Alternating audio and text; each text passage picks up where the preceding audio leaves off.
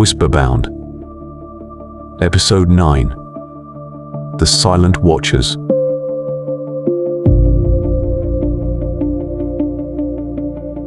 The morning was bleak and cold, the fog hanging heavy in the air and seeming to swallow the colors of the world. The group moved carefully through the wooded landscape, which was filled with an eerie stillness. Only the occasional crunch of stones beneath their feet or the distant call of a bird broke the oppressive quiet. Yet even those natural sounds felt out of place, strange and far away from a world they had long since left behind. Clara cast a quick glance over her shoulder at Kael, who, as always, walked slightly apart from the others. He had pulled his hood deep over his face and moved quietly and smoothly, with the vigilance of a man who never let his surroundings slip from his sight. Beside him, Lyra kept pace, her posture relaxed, but her eyes sharp. Clara turned to Finn, who was walking beside her, and lowered her voice. "I do not trust him," she murmured. "He's too closed off, too unpredictable." Finn drew his brows together, but said nothing at first. Instead, he looked toward Kael as well, who had just laid his hand on the hilt of his sword, as though every sound around them demanded an answer. Finally, Finn spoke quietly. "Maybe. But I think he believes he is doing the right thing, even if he is not telling us everything. Sometimes it feels as though he is fighting something that has been inside him for a long time." Clara gave a soft snort. "That does not help us if we cannot trust him." She paused and looked toward Mira, who was walking a little apart with Garrick. "And what if he becomes a danger to us? What if he puts Mira at risk?" Finn did not answer immediately, but watched Mira, who was staring curiously into the shadows of the trees at Garrick's side. "I do not think he would do that, at least not on purpose. But you are right, we have to be careful." Meanwhile, Eve walked to the front of the group and tried to put her thoughts in order. The responsibility weighed heavily on her, and the tensions within the group did not make it easier. She could hear Clara and Finn whispering, even if she could not understand every word. It was clear that the fog was not the only threat they had to face. She glanced back directly into Kael's cold eyes. For a moment she thought she saw something there, a trace of guilt, perhaps even regret. Then the moment was gone, and he looked away as if he had seen straight through her thoughts. "We should move faster," Kael said at last, his voice cutting through the silence. "The fog has grown thicker. They may be closer than we think." "Of course," Eve replied, her tone sharper than she had intended. "But perhaps we could also take a little time to figure out where we are even going." Kael stopped and slowly turned toward her. "Time is a luxury we cannot afford," he said calmly, though a current of tension flashed beneath his eyes. Before Eve could answer, Garrick stepped between them. "Enough," he said in a voice that allowed no contradiction. "We are all exhausted and tense, but this will not help us. If we want to survive, we have to work together." The words settled heavily over the group, and a moment of silence followed. Finally, Eve took the first step and nodded without speaking. The group followed her, but the atmosphere remained oppressive. The fog around them seemed alive, almost lurking. The conversations had fallen silent, everyone trapped in their own thoughts, yet the feeling of tension lay over them like an invisible net. Eve tried to keep careful watch on their surroundings, but her thoughts kept drifting back to Kael and his cryptic words. She could not shake the uneasy feeling that he was hiding something from them, something of decisive importance. Suddenly Mira stopped, her eyes widening as she grabbed Clara's sleeve. "There. Ahead. Something is there." Her voice was barely more than a whisper, yet it brought the entire group to an immediate halt. "What did you see?" Eve asked quietly and knelt beside Mira to meet her at eye level. The girl trembled slightly, her fingers pointing toward the dense shadows between the trees. "I do not know exactly, but it feels wrong, like a hole in the world." Kael drew his sword soundlessly, the movement sending a faint gleam across the blade. "Stay together," he said without looking at Eve or the others. "Whatever it is, we should be prepared." The group formed up instinctively, each of them taking a position that offered both protection and defense. Finn stepped in front of Clara and Mira with his axe raised, while Garrick tightened his grip around his metal staff. Eve reached for her dagger, her heart beating faster. The fog seemed denser, almost tangible, and the silence was broken by a soft, echoing sound, a dull thudding that came closer. "That does not sound like a creature," Garrick murmured, his gaze fixed on the darkness before them. "But it is coming," Kael added, his posture tense. The sound grew stronger, louder, and more rhythmic, as though something large were approaching with deliberate steps. Then, without warning, a figure stepped out of the fog.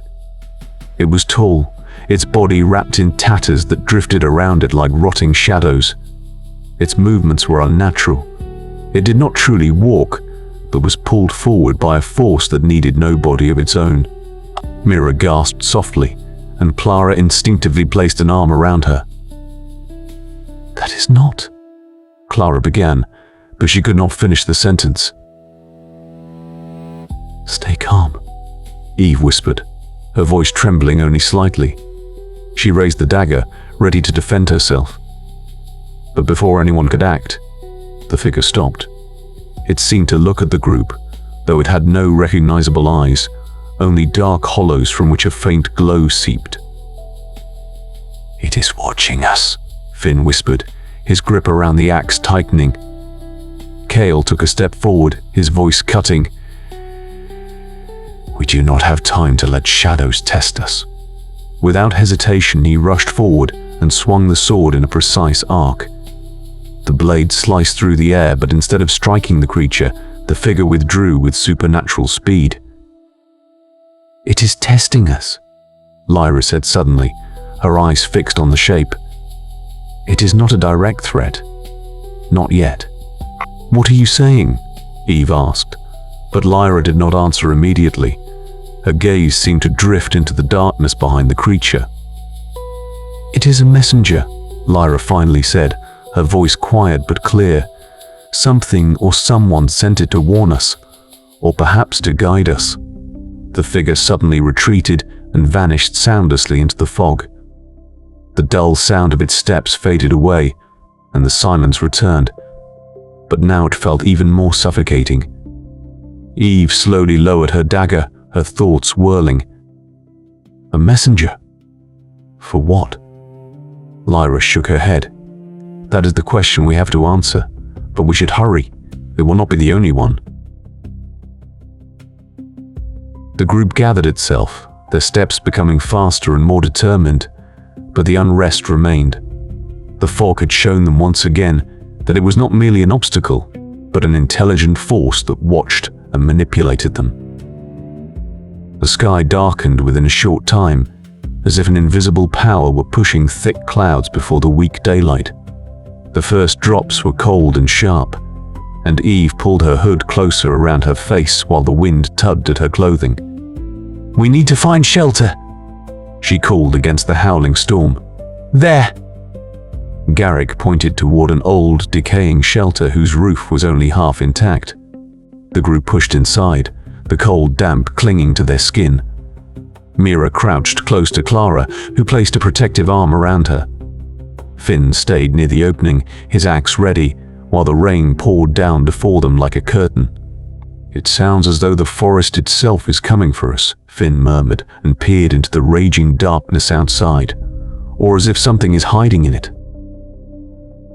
"The weather is only a storm," Garrick said pragmatically.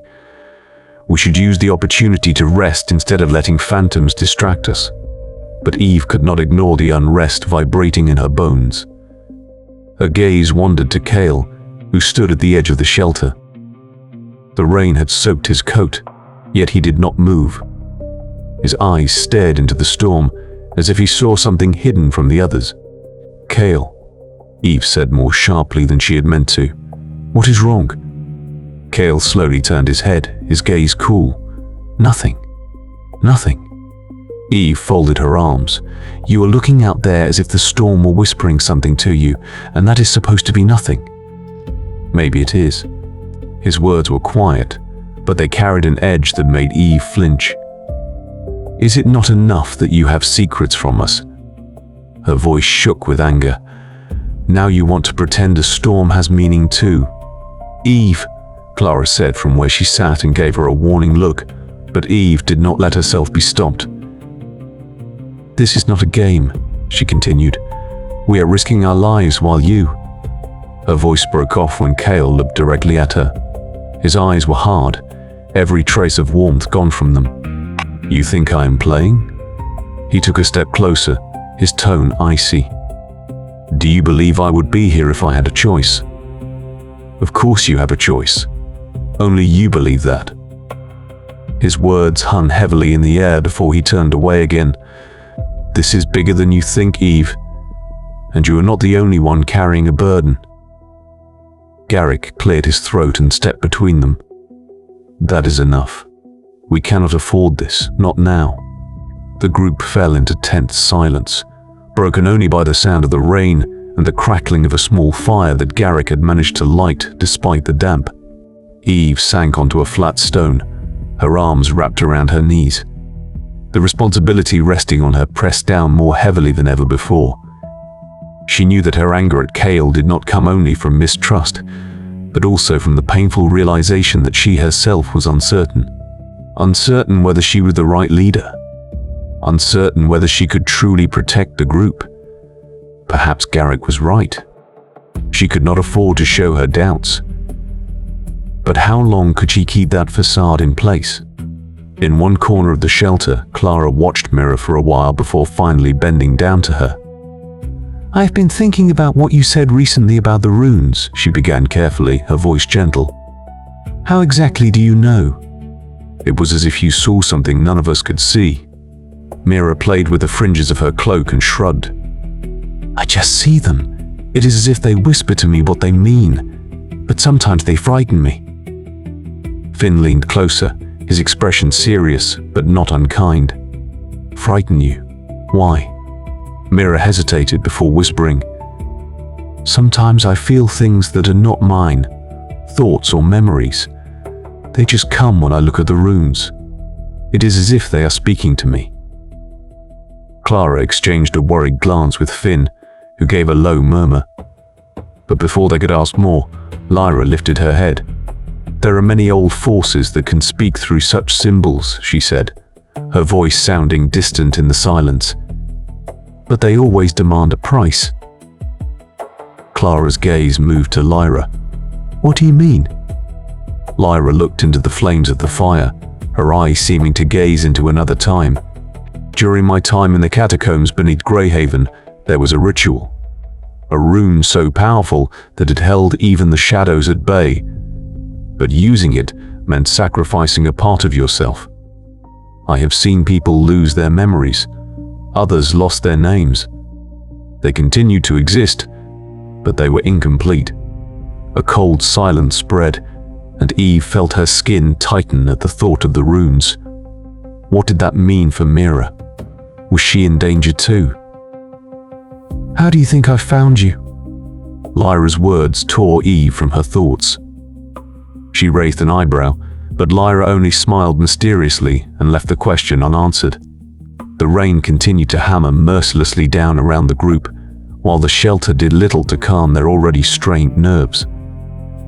The wind howled through the trees as if it wanted to announce the danger hiding in the shadows. Eve wrapped her arms around herself and peered out into the rainy darkness.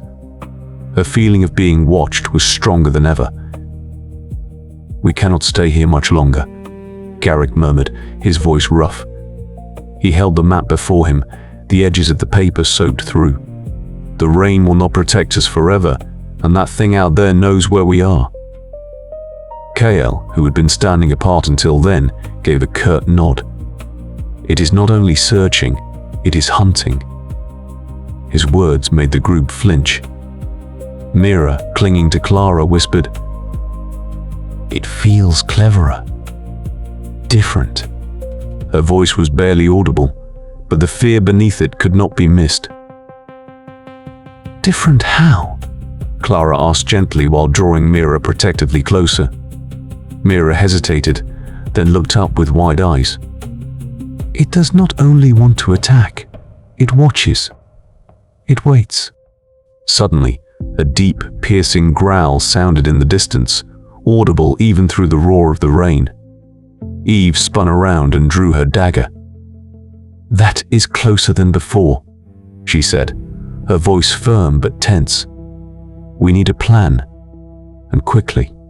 We know nothing about this thing, Finn objected and pulled his hood deeper over his face, as if that could keep the rain away. How do we fight something we cannot see? Kael stepped forward, his hood also drenched by the rain, his sword gripped firmly in his hand. We lure it to us. Are you insane? Clara snapped at him. That is suicide. If we distract it, we can buy time, Kael explained calmly, his eyes fixed on Eve. I will draw it toward me and get the rest of you to safety. Garrick knows the route best. He leads you on. Kael, that is madness, Eve said, her voice trembling slightly with anger and fear. You cannot survive that alone. Maybe not, he replied quietly. But I can slow it down. That is enough for you to escape. The group broke into a heated argument, but the decision was taken from them when the roar came closer, much closer. The trees in the distance bent beneath invisible pressure, and a flickering, unnatural light cut through the darkness. We have no time to argue, Kael said sharply. Either you trust me, or we die here. Eve hesitated, then finally nodded against her will. Be careful, she said, her voice barely more than a whisper. It was not agreement, but a resigned compromise. The group withdrew while Kael deliberately positioned himself in the open. He raised his sword, which glittered dully in the weak light of the rain. The figure that stepped from the shadows was enormous, far larger than the creatures they had faced before. Its shape seemed to change constantly, made of liquid shadow and pulsing fog, and its glowing eyes fixed on Kael with an intelligence that froze the blood in his veins. Come on then, he muttered and tensed his muscles, ready to strike. Show me what you can do. With a piercing shriek, the being lunged forward. Kael ducked and delivered a precise strike, but it barely had any effect. The being moved faster than he had expected, and its claws only narrowly grazed him. Yet Kael did not retreat. He led the creature farther away from the group, through the pouring rain and the darkness of the forest. From cover, the group watched as Kael drew the being away from them. He will not make it, Clara murmured, wrapping her arms around Mira. Kael does not fall easily, Garrick said, though his brow was furrowed with concern. But we have to be ready to help him. Eve had positioned herself apart from the others, her gaze fixed relentlessly on the flickering light in the distance. She knew she would be defying his decision, but the thought of letting him go out into that rain alone tightened her throat. Kael knows what he is doing, she finally said, more to herself than to the others. And we will not abandon him. The rain lashed through the night as Kael led the creature toward a deep trench. The narrow cut in the ground was almost hidden beneath thick vegetation dripping with water. Old, moss-covered stones suggested that it had once been an artificial work, perhaps an old canal or part of a long-forgotten irrigation system. It ends here, Kael whispered as he challenged the creature one last time. But instead of attacking, it stopped, its eyes glowing with a strange intelligence. Suddenly, a call sounded behind him. Eve had followed him, weapon in hand. I am not letting you do this alone, she called as she took position beside him. Eve! Kael spun around, anger and surprise both showing on his face. What are you doing here? Helping you, she said with determination, her eyes fixed on the being. The creature hesitated, as though it had to comprehend the new element in its game first. Then it let out a deafening scream and hurled itself once more at its prey. The being of shadow and pulsing fog moved with almost dance-like precision, forcing Eve and Kael into constant vigilance. While Eve narrowly dodged one strike, she noticed a faint, rhythmic glow in its chest that flashed briefly whenever it moved quickly. "There!"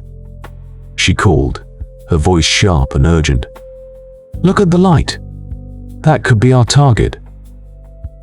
Kael turned just in time to notice the glow as well. His eyes narrowed and his grip on the sword tightened. "I need a distraction," he said calmly, his tone almost unshakable. Eve nodded, her gaze fixed on the creature. "Count on it." With a deep breath, Eve drew her dagger and began deliberately luring the creature. Her movements were quick. Again and again she made short, precise attacks that forced the being to focus on her. The massive claws tore through the air and missed her several times by only a hair, but Eve dodged, her steps leading her around the creature in a carefully planned pattern. Kael watched for the moment when the creature focused fully on Eve. The glow in its chest became more clearly visible, and in that instant, Kael lunged forward. His sword aimed directly at the pulsing light, and he put all his strength into the blow. The impact was devastating. A piercing scream filled the air as the light in the creature's chest flickered and swelled into a glaring flash. The being staggered back, its body beginning to dissolve into the fog, but instead of collapsing, it withdrew. Its shape grew more diffuse until it finally vanished into the darkness. The scream still echoed in Eve and Kael's ears, but the danger seemed banished for the moment. "We have to get back to the group," Kael said curtly as he lowered his sword and cast Eve a fleeting glance. Eve nodded, her breathing heavy, but she forced her legs into motion. They followed the narrow path back the way they had come, and the sounds of the night seemed more intense, as though the forest were watching them. When they reached the place where they had left the group, flickering lanterns and a small fire lit the faces of the others. Garrick stepped forward immediately, his eyes sharp, and studied the two of them. "What happened?" he asked, his voice cool but concerned. "A creature," Eve began, leaning against a tree. "Different from anything we have seen so far. Bigger, cleverer, and more dangerous." Mira, standing close to Clara, lifted her head. "I felt something. It was as if the fog was angry." Garrick furrowed his brow while raising the lantern higher to see their faces more clearly. "Angry? What does that mean?" Kael did not answer directly. Instead, he looked into the darkness spreading around the group, as if searching for more signs.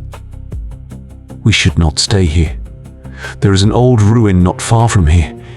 It could give us cover, at least for a while." Finn, already holding his axe ready for battle, nodded. "Better than sitting out here waiting for something to leap at us." The group set out at once. Kael led, while Garrick secured the rear with the lantern. Mira stayed close to Clara, while Finn kept peering into the shadows. Eve walked beside Kael, her thoughts still with the creature. At last, they reached the ruin. The old, decayed walls rose bony into the sky, the remains of a place long forgotten. Vegetation had almost completely swallowed the masonry, but it offered protection, at least from the eyes within the fog. "We should be safe here for a while," Kael said, and stepped first into the half-collapsed building. The group followed, every step accompanied by tense silence. When they settled inside, all of them breathed heavily. The small fire Garrick lit with practiced hands cast flickering shadows onto the walls. "That was close," Eve murmured as she sat down on an overturned stone. Her voice sounded tired, but determined. "Close is an understatement," Finn replied, sitting beside her and playing with his axe. "That thing was a nightmare." Kael, standing apart, looked silently into the darkness that entered through the missing roof. "That was no ordinary being," he finally said quietly. "It was different. It observed us." "Observed?" Clara drew Mira closer, her voice worried. What do you mean?" Kael did not answer at once. Instead, he looked at Eve, who caught his words with a questioning gaze. "It was a test," he said at last, "and I think we barely passed it." The silence that followed his words was heavy. The group knew that the fight had only been the beginning, and that the fog would continue to hunt them. Yet in the ruin, they found at least a moment of shelter and time to prepare for whatever would come next. The fire in the center of the ruin crackled softly while the group gathered around it. Garrick, who had been checking the surroundings with a watchful gaze, finally lowered his lantern and looked around. "Well done," he said curtly, but there was recognition in his voice. "We are still here." That was not a given. Finn, who had set his axe aside, snorted. "Not a given" is an understatement. That thing almost had us. "But we did not give up," Clara said, her voice firm. "That shows we are growing stronger as a group." Eve, who had been silent until then, lifted her gaze. She felt the truth in Clara's words, but she also felt the weight of responsibility pressing more heavily on her. "Stronger, yes," she murmured. "But we cannot rely on luck. We have to get better." Garrick nodded in agreement. "Better prepared. We have potential, but that is not enough if the creatures become more intelligent and more dangerous." Mira, who had been sitting quietly beside Clara, played with a loose thread on her cloak. She looked as if she was struggling with herself, wanting to say something. Finally, she lifted her head. "I sometimes sense things," she began hesitantly, her voice barely more than a whisper. "The shadows, the fog. It feels as if they think. As if they watch me." Clara placed a calming hand on Mira's shoulder, but concern creased her brow. "Mira, what do you mean?" "I do not know exactly," the girl admitted. "It is as though I can feel their anger, their hunger." She drew her knees to her chest and half hid her face in them. Finn, who had been listening quietly, leaned forward. "And what do you feel now?" he asked, curious but gentle. Mira raised her head, her large eyes shining in the firelight. "They are far away, but they are coming back. They learn." Eve felt her tension rise again. She looked at Garrick, who frowned. "What does that mean?" she asked. "It means we have to learn faster than they do," Garrick answered, his voice firm. While the group continued to discuss their tactics, Eve's thoughts drifted. She felt like a stranger in her own skin, a reluctant leader watched and judged by everyone. Garrick's words echoed in her head. "We have potential, but it is not enough. Am I truly the one who should lead them?" Her gaze moved to Kael, who stood apart from the group and stared into the darkness as he so often did. He was a riddle, and she could not decide whether he was a strength or a danger. Clara's voice pulled her from her thoughts. "Eve, what do you think? What do we do next?" All eyes turned to her, and Eve felt the pressure resting on her. She drew a deep breath. "We have to prepare. Each of us has strengths we can use, but we also have to learn to trust one another more." Kael cast her a brief glance, but said nothing. His expression remained unreadable, yet Eve felt that he knew more than he showed. The night passed in a mixture of rest and tension. Garrick took the first watch while the others slowly settled down to sleep, but even in sleep the group remained restless, their thoughts caught between the hope they had found in the fire of their companionship and the darkness lurking beyond the ruin. When the first rays of sunlight brightened the horizon, Lyra rose and stepped out into the cool morning air. She looked into the distance, her eyes examining the fog, which seemed to grow ever denser at the edge of her sight. An unsettling feeling crept up within her, and her fingers slid unconsciously across the runes on her clothing. "Something has changed," she finally said when Garrick stepped up beside her. Her voice was quiet, but there was an urgency in her tone that made Garrick pause. "What do you mean?" he asked. Lyra nodded toward the fog. It moves differently, purposefully. It is as though it is being guided. Eve, who had just stepped out to get some fresh air, heard the words and came closer. "Whatever it is, we will have to find out soon enough," she said while watching the dense fog draw nearer like a lurking presence. The group began to gather while the first preparations for departure were made. Yet the unsettling feeling remained in each of them, the feeling that something was waiting for them, something that did not intend to waste time. The group continued on their way and left the old ruin behind. The morning air was cold and cutting, and the fog seemed to lurk around them like a living being. It appeared thicker, tougher, not like the diffuse swaths they had seen before. Lyra stopped several times, her eyes studying the surroundings with concern and determination. "It is not like before," she finally murmured. "The fog, it feels as though it is thinking." "Thinking?" Finn raised a skeptical eyebrow. "That sounds as if you were giving it a mind." "Perhaps not thinking the way we understand it," Lyra answered slowly, "but it is being controlled, guided. The shadows no longer move aimlessly. They hunt."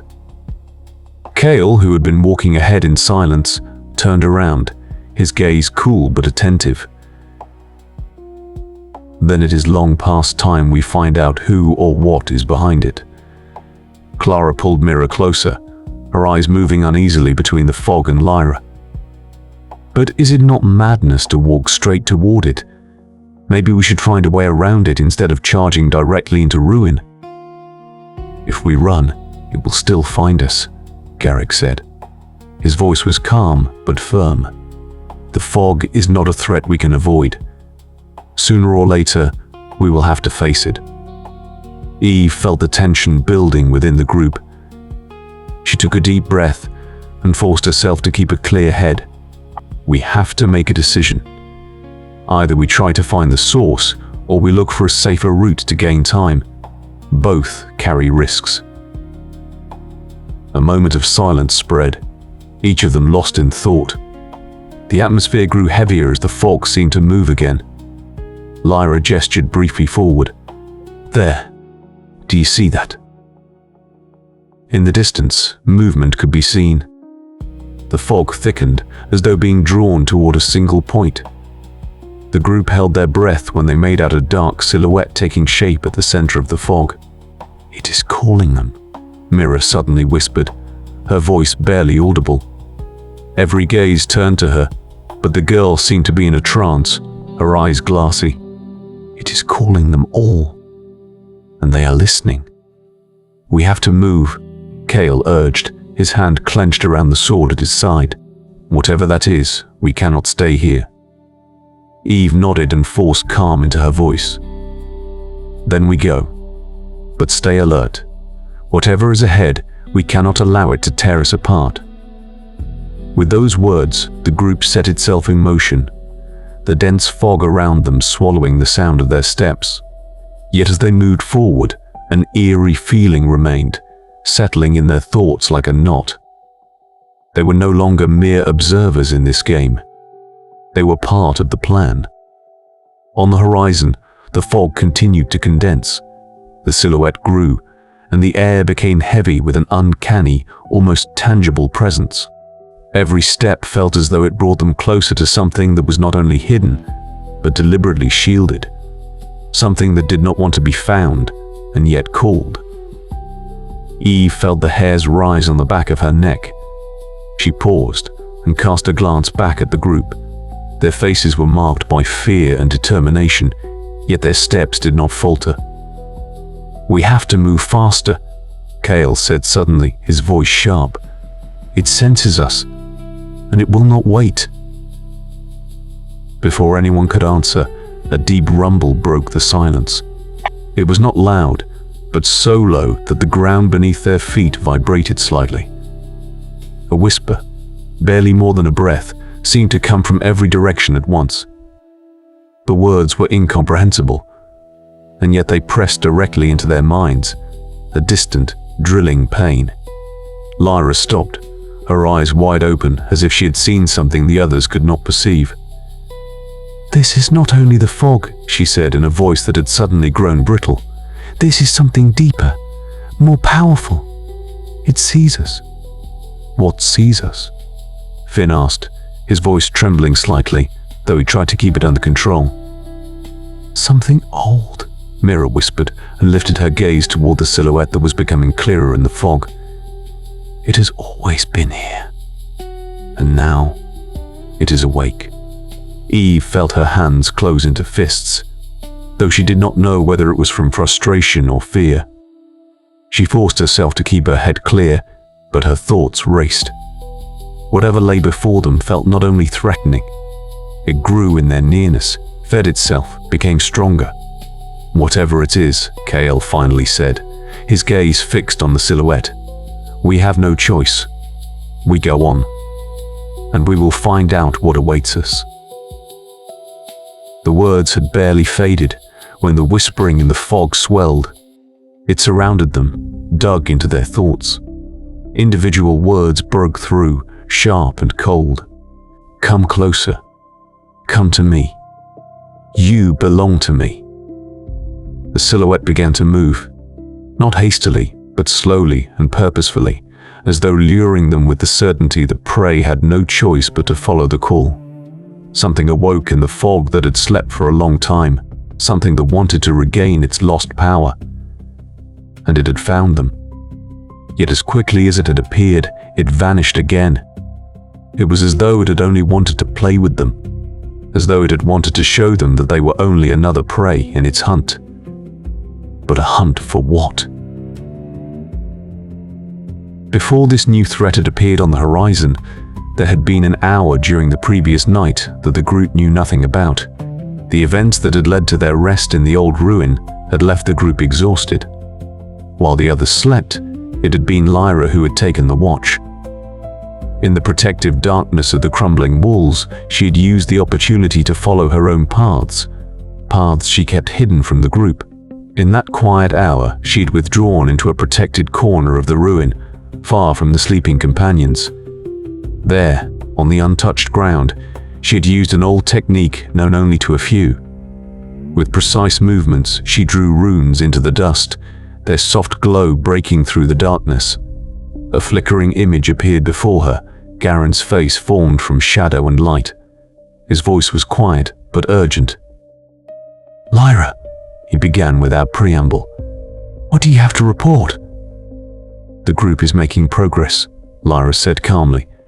Her voice was gentle, but unyielding. "Slowly, yes. But they are learning. Their cooperation is improving, even if hesitantly."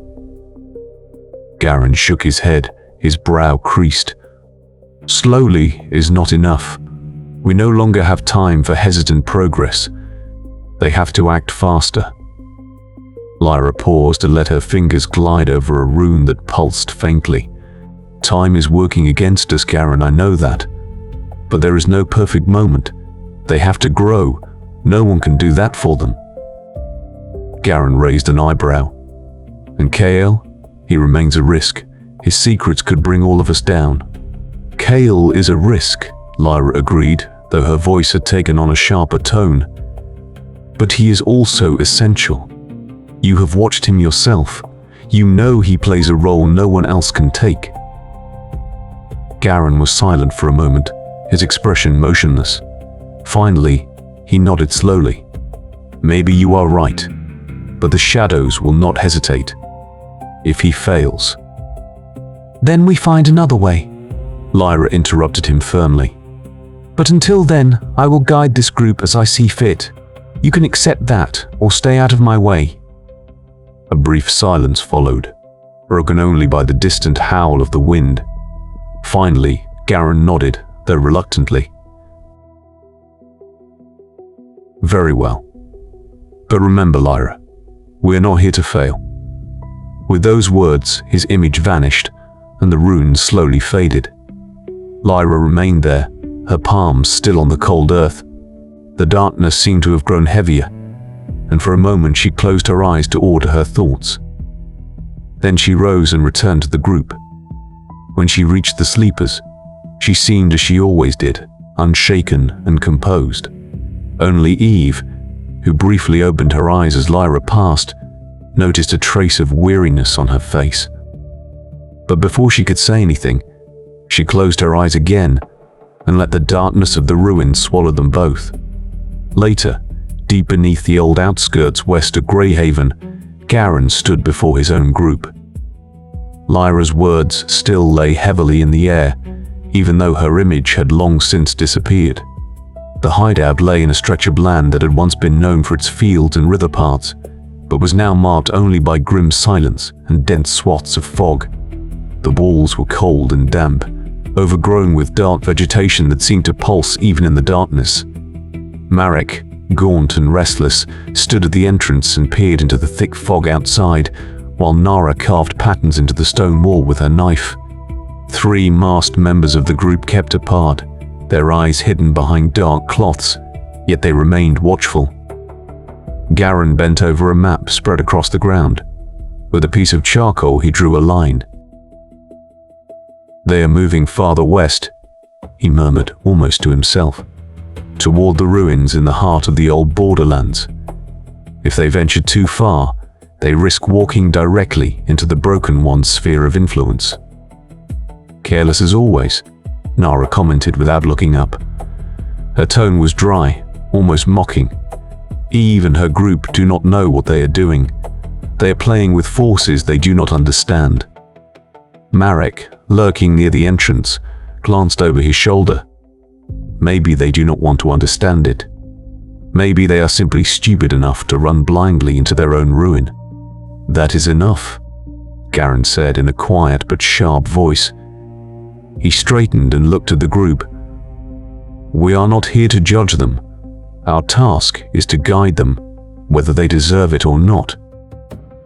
Garrick crossed his arms and snorted softly. "Guide them? You mean hold their hands while they stumble?" Mira looked up from her work and gave a faint grin.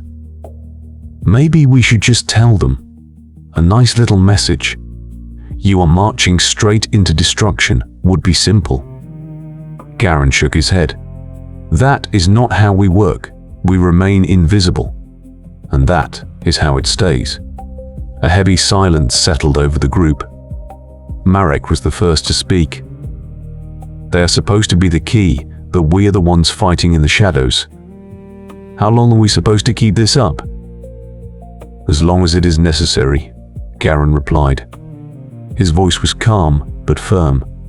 "We are not here to find recognition. We are here to prevent everything that remains from vanishing into the fog." The group looked at one another, but no one contradicted him. The truth of his words was as heavy as the darkness around them. Night had long since fallen over the borderlands, and the dense fog transformed the ruins into an eerie labyrinth. Garrick sat with folded arms on an overturned block of stone, his brow furrowed. Beside him stood Mira, nervously playing with her knife, while Garrick paced back and forth with a dark expression. "Lyra wants us to stay near them without showing ourselves," Garrick began, his voice vibrating with suppressed anger. "But how are we supposed to do that if they walk straight into the heart of the fog? We are risking our lives for a group that can barely hold itself together." Mira lifted her gaze from her knife and fixed Garrick with her sharp, dark eyes. "That is not our decision. Lyra gave us our task, and we will carry it out."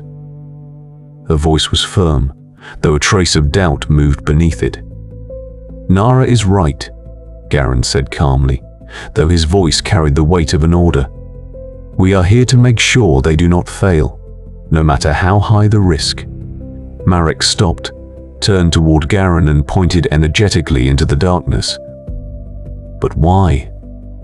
Why do we risk everything for them? What makes them so special that they are more important than our own survival?"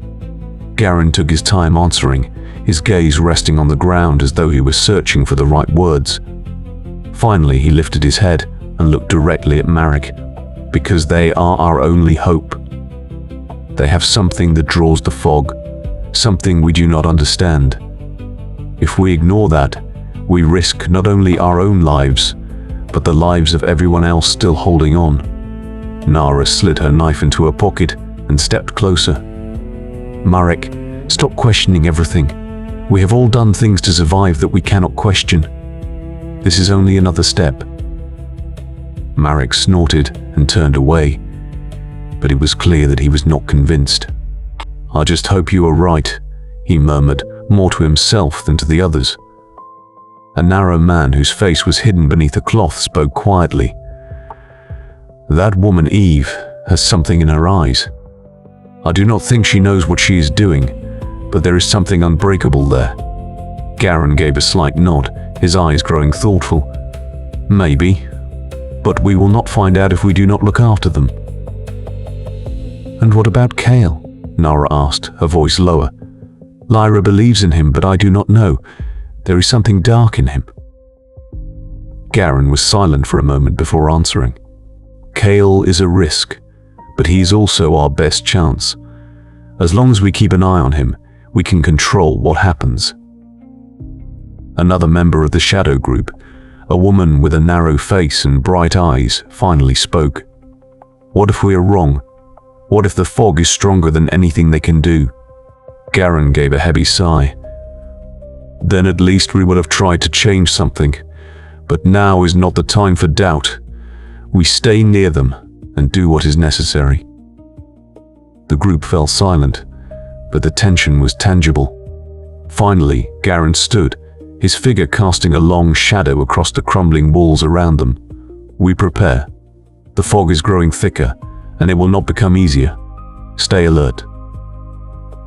The shadow group slowly dispersed, each of them vanishing soundlessly into the darkness to prepare for the next stage.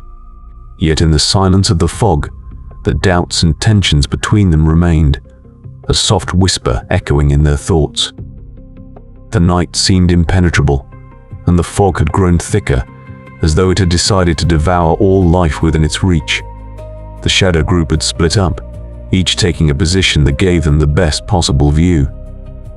Garrick crouched on the low roof of a half-collapsed building, from where he could watch the entire area. It is moving, he murmured softly into a small rune disk whose surface glowed faintly with every word. His eyes followed the shadows taking shape in the fog. They are getting impatient. Or they are being guided, Nara's voice came from the disk, positioned somewhere below. Her words carried a trace of concern. The fog is not random. We know that. Marek, crouched in a narrow alley, growled softly.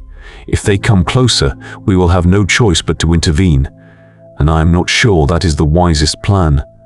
We intervene only if it becomes unavoidable, Garrick said calmly, though his own tension vibrated in every word. Lyra warned us. We must not reveal ourselves unless they are facing certain doom. Certain doom, Marek repeated sarcastically. That seems to be the course they are on. Eve's group was little more than a collection of shadowy figures in the distance, but Garrick could recognize their movements. They were careful, seeking cover, yet it was clear they felt the fog drawing close. And the fog responded. A sudden movement caught Garrick's attention. A shadow, larger and denser than the others, glided through the fog. It was no human, no creature he could name. It was something born from the darkest parts of the fog. It moved with purpose, as though it knew exactly where it wanted to go. We have a problem, Garrick said curtly. Something is moving toward them. It is large, and it seems intelligent. Nara answered at once. How large? Too large to ignore, Garrick said. He judged the distance, his eyes narrowing. If they do not notice it, it will catch them by surprise. We have to warn them, said Tara, the woman with the bright eyes, who crouched in a half-collapsed ruin. Her voice was calm, but urgent. They are not ready to fight something like that. How do you plan to do that without revealing our position? Marek asked skeptically. We can change the direction it is moving, Nara said, her tone determined. A distraction could be enough. Garrick nodded, though they could not see him. Nara is right. Marek, do you still have the smoke files with you? Yes, he muttered reluctantly. "But this is not a long-term solution." "It does not have to be," Garrick replied. "We only need enough time for them to reach a safe place. Nara, Tara, take the right flank. We draw that thing away from them." The group began to move, their steps soundless and practiced. Garrick kept the being in sight, its movements almost hypnotic in their unnatural precision. The fog around it pulsed, as if responding to its command. "In position," Nara's voice came from the rune disk. "Waiting for your signal." "Marek?" Garrick asked. "Ready," came the curt answer. "Good. On my signal." Time seemed to stand still as Garrick waited for the perfect moment. The being was almost upon Eve's group, its presence so oppressive that even the shadows around it seemed to tremble. Then Garrick lifted one hand. Now. The smoke files shattered with dull cracks, and dense, biting smoke mixed with the fog. The being stopped, as if trying to understand the change. It turned slightly to the side, and Garrick saw the shadows around it grow restless. "Distraction successful," Nara said quietly. "But this will not buy us much time." "It is enough," Garrick murmured. "Fall back. We need to find a new observation point." The shadow group withdrew, silent and practiced. Garrick cast one last glance at the being, which was now slowly drifting in another direction. Eve's group was out of danger. For now. The fog had grown thicker, and the night had drained every color from the surroundings. The shadow group had gathered in a half-collapsed chapel, whose tall windows stared empty into the darkness. The altar was covered in moss and fine dust, and the moonlight falling through the broken roof beams caught them in an abandoned world. Garrick sat on an old stone bench and let his gaze move over his people. Nara, still holding her knife, sat against the wall and looked at the blade with a thoughtful expression. Marek leaned against a crumbling pillar and looked alternately out one of the windows and toward Garrick. Tara and the other two members of the group remained in the background, speaking quietly with one another and checking their equipment. "That was risky," Marek began, his voice calm but full of tension. "We almost exposed ourselves." "Almost," Garrick replied, "but not quite. And it was worth it." Nara raised an eyebrow. "Worth it?" "They did not even notice that we helped them. They probably think it was lucky chance." "And that is exactly how it should be," Garrick said firmly. "Our task is not to be seen. Our task is to make sure they can continue." "Continue?" Marek snorted dismissively. "Where?" "Into their own destruction. The fog will not simply vanish because they survive a few creatures." "I know that," Garrick said calmly, his eyes sharp. "But they have something we do not understand. And until we understand it, they are either our best chance or our greatest danger." Nara set the knife aside and leaned back. "I still have my doubts, Garrick. These people are not fighters. They are not strategists. They stumble more than they walk." "They are learning," Garrick said. "Slowly, yes. But they are learning. And they have Lyra." The name brought a moment of silence to the group. Marek was the first to speak. "Lyra may be strong, but she cannot protect them forever. What happens when she has to choose? Between them and us?" Garrick looked directly at Marek. "She will not have to, because we will make sure it does not come to that." "And if it does?" Nara asked quietly. Garrick was silent for a moment before answering. "Then it will be up to us to make the right decision." The group fell into thoughtful silence. The echo of their voices seemed to lose itself in the old walls, while the fog outside kept crawling, relentless and merciless. Tara, who had been silent until then, stepped forward. "There is something I noticed," she said softly. The being was not alone. The fog felt different, almost alive. Garrick raised his head and looked at her attentively. "What do you mean?" I do not know exactly, Tara answered, her brow furrowed. But it was as if the fog guided the being, as if it had a will of its own. That fits what Lyra said, Nara murmured. The fog is becoming stronger, more intelligent, and more dangerous, Marek added. Garen slowly nodded. That means we have to be even more careful, and that our task is more important than ever. The group nodded, but the tension in the air remained. Garen felt the weight of responsibility pressing heavily on his shoulders. They had survived that night, but Garen knew survival was no longer enough. If the fog truly learned, they had to be faster than something that had waited for centuries.